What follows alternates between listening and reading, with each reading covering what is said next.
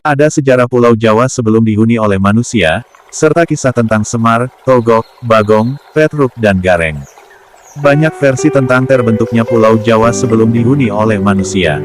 Hal ini bahkan dikaitkan dengan adanya 5 makhluk gaib penguasa Pulau Jawa yang konon serakah, yang bernama Semar, Togog, Bagong, Petruk dan Gareng. Ada sebuah kalimat, "Isuk diisi sore mati," adalah simbol untuk Pulau Jawa dahulu kala, jauh sebelum ajaran Hindu masuk. Pulau Jawa banyak berisi makhluk-makhluk gaib dan yang paling berkuasa. Makhluk gaib yang mungkin Anda sudah tahu yaitu Semar, Togog, Bagong, Petruk dan Gareng. Karena kesaktian dan keserakahan kelima makhluk gaib inilah Pulau Jawa dapat sebutan isuk diisi sore mati. Yang maksudnya Pulau Jawa tidak bisa dihuni oleh manusia, walaupun dihuni akan terjadi pertumpahan darah di antaranya, baik karena perang ataupun bencana alam. Kelima makhluk gaib ini menghuni mulai dari ujung barat sampai ujung timur Pulau Jawa.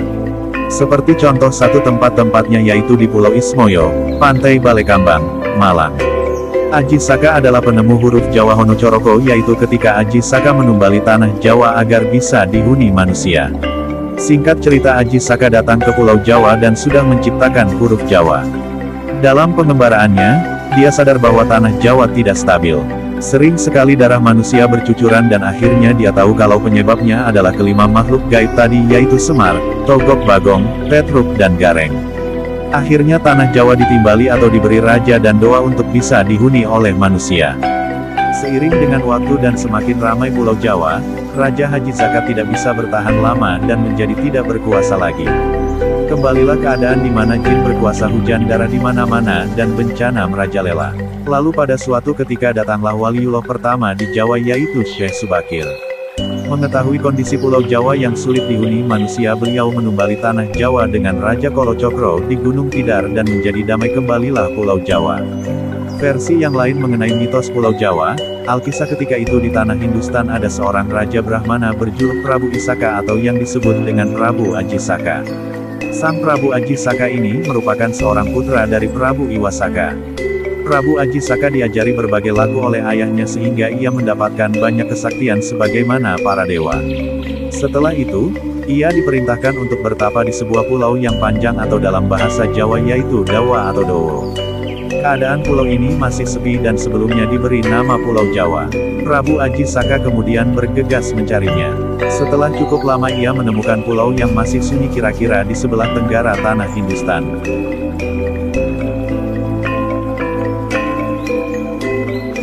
Ketika pertama kali Prabu Aji Saka akan menginjak di pesisir utara Pulau Jawa, menurut hari Hindu, menjelang hari Buddha atau menjelang masa Kartika dalam tahun Sambrama zaman Panca Makalah mencapai 768 tahun.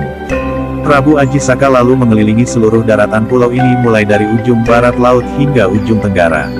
Prabu Aji Saka sangat kagum ketika mengetahui panjang pulau ini karena mulai dari Aceh sampai Bali masih utuh menjadi satu. Dikisahkan, perjalanan Prabu Aji Saka mengelilingi Pulau Jawa mendapat kemudahan dari Eyang Sukma. Ia hanya membutuhkan waktu 103 hari. Prabu Aji Saka lalu bertempat di Gunung Hyang yakni Gunung Kendeng di daerah Prabolinggo dan Besuki. Prabu Aji Saka bersama Empuh Sangkala ingin menghitung angka tahun karena pembabatan hutan gunung yang dijadikan sebagai angka permulaan tahun. Maka dinamakan tahun Sangkala, yakni pada masa Kartika dalam tahun Sambrama, dalam hitungan tahun matahari atau rembulan. Adapun bunyi Sangkala sama dengan tahun kepala satu menandai tahun satu. Ini permulaan adanya tahun Jawa, selanjutnya dipakai sebagai pedoman di kemudian hari serta awal mula Pulau Jawa ditempati manusia. Jazakallah khairon kasiron udah pantang terus di channel Khazanah Ilmu Langit. Akhirul kalam billahi taufik wal hidayah. Wassalamualaikum warahmatullahi wabarakatuh.